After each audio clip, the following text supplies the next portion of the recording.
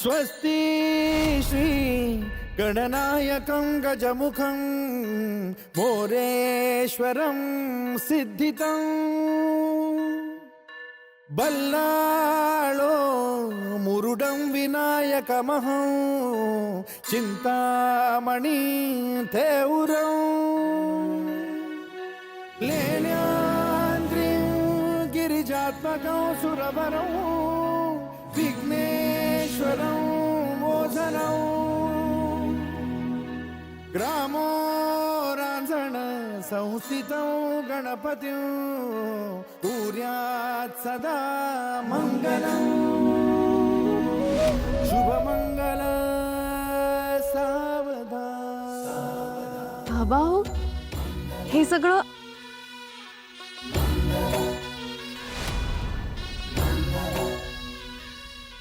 श्रावणी, आजपर्यंत तू फक्त काट्यांवरनं चालत आलीस, पण आता नाही. आता तुझ्या वाटेवर फक्त आणि फक्त फुलंच असतील. शब्द आहे का बापाचा?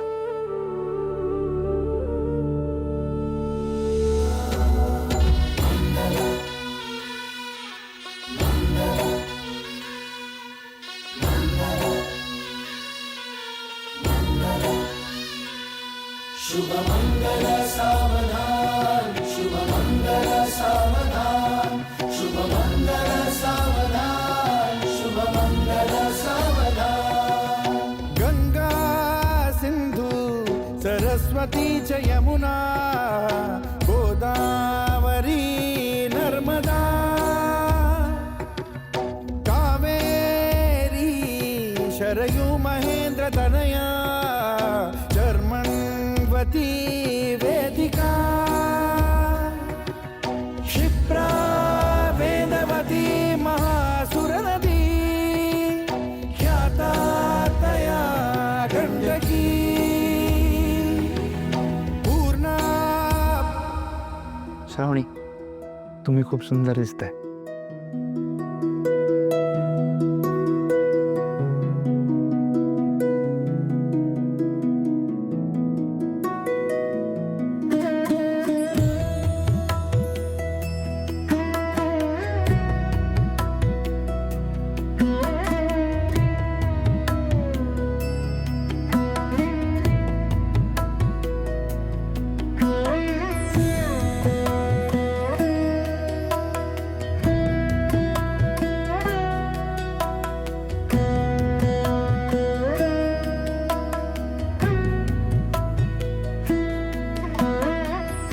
बाजूच्या रूममध्ये गौरी पूजनाची तयारी केलेली आहे. सगळी मांडामांड मी करून ठेवलेली आहे. तुम्ही जाऊन पूजा करून या. हो गुरुजी, मी तिच्या हातून पूजा करून आणते.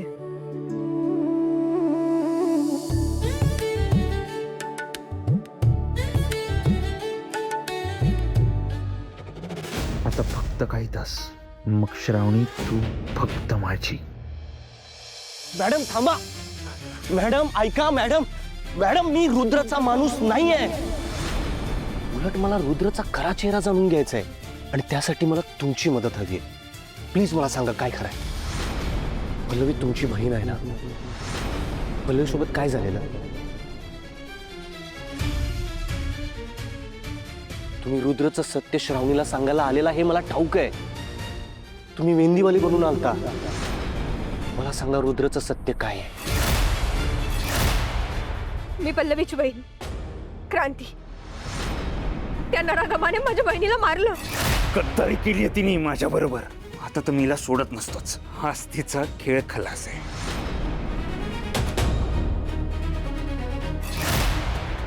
आणि म्हणूनच त्याचा सूड घेण्यासाठी मी श्रावणीला त्याच्याबद्दल सगळं खरं खरं सांगायला आले होते. पण त्याला माझ्याबद्दल कळलं. तो खूप डेंजर माणूस आहे. तो काही करू शकतो. तो माझा जीवही घेऊ शकतो. म्हणून मी तिथून पळून आले.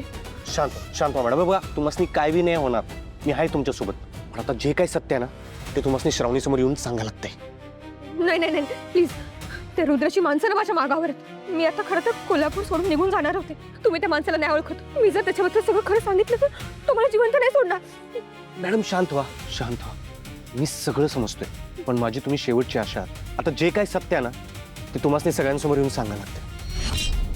तुम्ही हे सत्य जर सगळ्यांसमोर येऊन नाही सांगितलं ना तर श्रावणीचं आयुष्य बर्बाद होईल आणि जे पल्लवी सोबत झालं तेच श्रावणी सोबत होईल. श्रावणी पण तुम्हाला तुमच्या बहिणीसारखीच आहे ना मॅडम. तुमची एक बहीण तर त्याचा बळी ठरली आहे.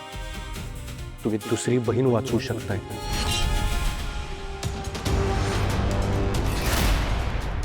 Please madam, please.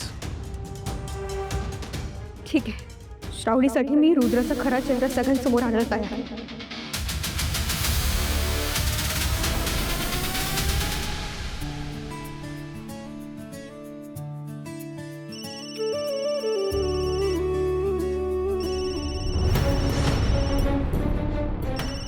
गुरुजी, मी 1 मिनिट फोन घेणार.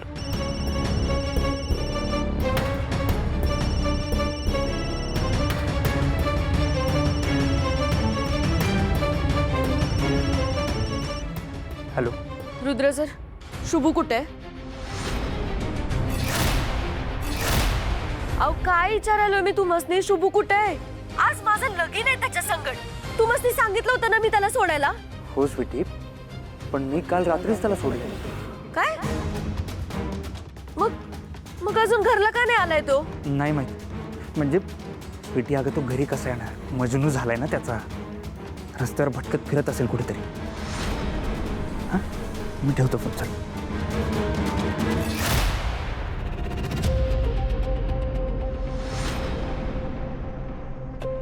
रुद्र सर बोलायला ते एकदम खरंय.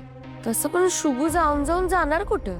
फार तर श्रावणीच्या घरला जाईल, पण विश्वंभर साहेब त्याला तिथं पाऊल बी ठेवू देणार नाही. मग त्याच्याकडे दुसरा कुठला पर्याय असेल? शेवटी सरड्याची धाव कुंपणापर्यंतच. तो इथं स्वतःच्या घरलाच येणार. पण नाही स्वीटे, हलगर्जीपणा पण करून चालणार नाही. एकतर या आत्यांनी पण लग्नाबद्दल काहीच सांगितलं नाही त्याला. नाही, त्याला आत्ताच्या आत्ता इथं आणावंच लागत.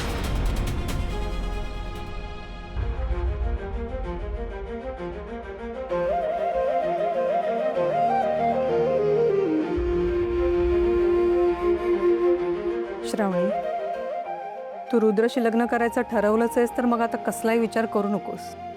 लग्नात असं उदास राहणं बरं नाही ग. घेतलेल्या निर्णयाला हिमतीने सामोरी जा आणि येणाऱ्या संकटाला पूर्ण तयारी ठेव. चल पूजेला बसूया. ये.